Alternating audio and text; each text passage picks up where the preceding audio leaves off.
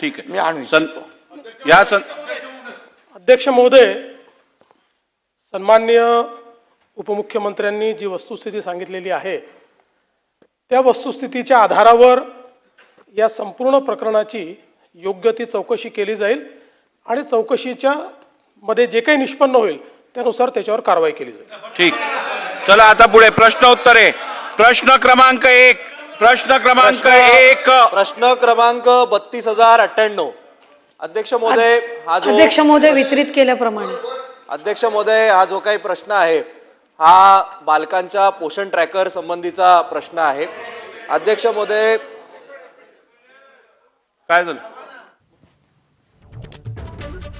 तर साताऱ्यामध्ये जे काही झालं त्या सगळ्या संदर्भात योग्य ती चौकशी केली जाईल आणि चौकशीमधून जे समोर येईल त्यानंतर पावलं उचलली जातील असं मुख्यमंत्री देवेंद्र फडणवीस यांनी विधानसभेत बोलताना सांगितलेलं आहे.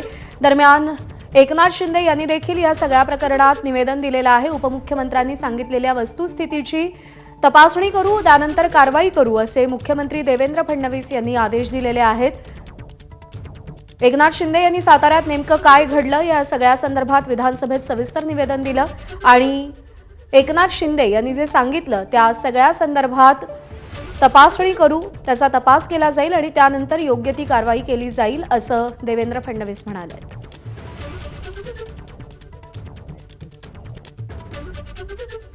सातारा जिल्हा परिषदेच्या निवडणुकीतील भाजपच्या भूमिकेनंतर शिवसेना ऍक्शन मोडवर आली आहे. एकनाथ शिंदेंच्या उपस्थितीत शिवसेनेचे मंत्री आणि आमदारांची थोड्याच